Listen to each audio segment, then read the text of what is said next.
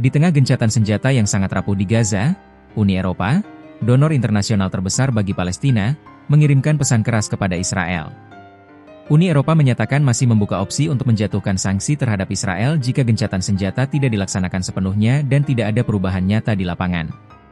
Kepala Kebijakan Luar Negeri Uni Eropa, Kaja Kallas, menegaskan bahwa ancaman sanksi, termasuk mengekang hubungan perdagangan dan mencantumkan menteri negara tersebut ke daftar hitam, tetap ada di atas meja.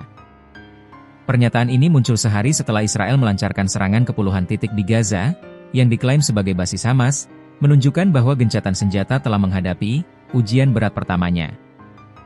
Apa saja langkah spesifik yang dituntut Uni Eropa dari Israel? Mengapa PBB dan Palang Merah menyerukan pembukaan semua 7 titik penyeberangan ke Gaza?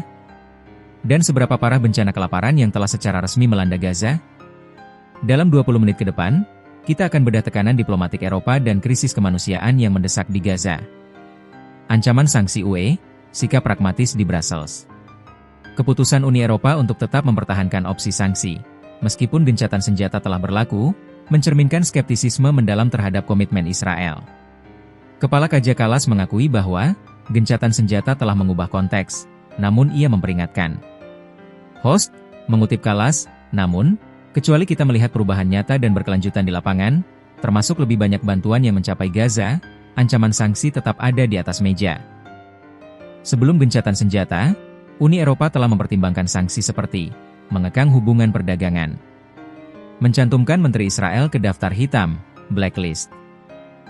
Kallas menegaskan bahwa meskipun langkah-langkah itu tidak diterapkan sekarang, kami juga tidak menariknya dari meja perundingan, karena situasinya rapuh. Ini adalah strategi pragmatis, memberikan Israel kesempatan, tetapi mempertahankan tekanan diplomatik tertinggi. 3 syarat kritis Uni Eropa. Uni Eropa secara spesifik menuntut Israel mengambil serangkaian langkah nyata, yang menyentuh isu kemanusiaan, transparansi, dan ekonomi Palestina. Meningkatkan pasokan bantuan kemanusiaan. Jelas, tuntutan ini paling mendesak, mengingat bencana kelaparan yang melanda Gaza. Mengizinkan jurnalis melakukan peliputan, memastikan transparansi dan verifikasi situasi di lapangan.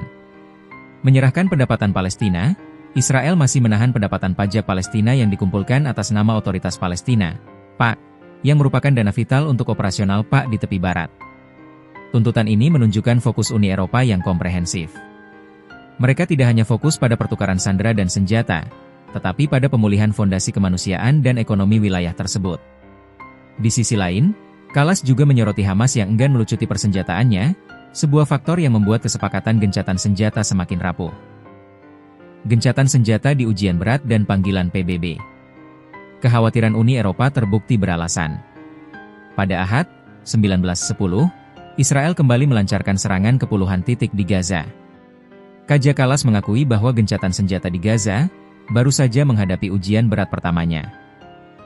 Dalam konteks ini, PBB dan Komite Internasional Palang Merah, ICRC, mengeluarkan seruan mendesak agar semua titik penyeberangan ke jalur Gaza dibuka. Juru bicara ICRC, Christian Chardon, menekankan perlunya membuka semua titik masuk karena kebutuhan yang sangat besar. Juru bicara OCHA, Jens Laerke, menambahkan, kita perlu membuka semuanya. Saat ini, dari setidaknya 7 gerbang penyeberangan ke Gaza, hanya 3 yang dioperasikan, Rafah, Mesir, Beit Hanoun, dan Karem Abu Salem, Israel. Namun, Israel masih menutup gerbang Rafah, dan penyeberangan lain rusak. PBB memiliki 190.000 metrik ton bantuan yang siap dikirim, tetapi terhalang oleh birokrasi dan kerusakan infrastruktur. Bencana kelaparan resmi dan peran UE. Penyumbatan bantuan ini membawa Gaza ke ambang kehancuran. Badan pemantau yang didukung PBB, Integrated Food Security Phase Classification, IPC, secara resmi menyatakan bahwa Gaza telah dibekap bencana kelaparan pada 22 Agustus 2025 lalu. Pemicu krisis ini? Diblokadenya pasokan bantuan kemanusiaan oleh Israel. Situasi ini menempatkan Uni Eropa di posisi yang unik dan penuh dilema. Sebagai donor internasional terbesar bagi Palestina, UE memiliki kewajiban moral dan finansial. UE kini sedang mempertimbangkan bagaimana mereka dapat meningkatkan keterlibatannya di Gaza pasca perang, bahkan telah mengaktifkan kembali misi untuk membantu mengawasi penyeberangan Rafah antara Gaza dan Mesir, misi EUBAM Rafah, meskipun misi itu sendiri masih ditunda. Dengan lebih dari 67.000 warga Palestina tewas selama 2 tahun perang sejak Oktober 2023, Ancaman sanksi dan tekanan diplomatik Eropa adalah upaya untuk menghentikan bencana kemanusiaan yang terus memburuk ini. Gencatan senjata di Gaza adalah kesempatan emas, tetapi Israel terus mengujinya dengan serangan dan pembatasan bantuan. Ancaman sanksi Uni Eropa termasuk blacklisting menteri dan pembatasan dagang adalah alat paling kuat di tangan diplomat Eropa untuk memaksa perubahan. Tuntutan untuk membuka semua penyeberangan, mengizinkan jurnalis, dan melepaskan dana Palestina adalah kunci untuk meredakan bencana kelaparan yang telah resmi diumumkan di Gaza. Dunia, terutama Uni Eropa sebagai donor utama, menolak membiarkan bantuan kemanusiaan dijadikan senjata atau tawar-menawar dalam konflik ini.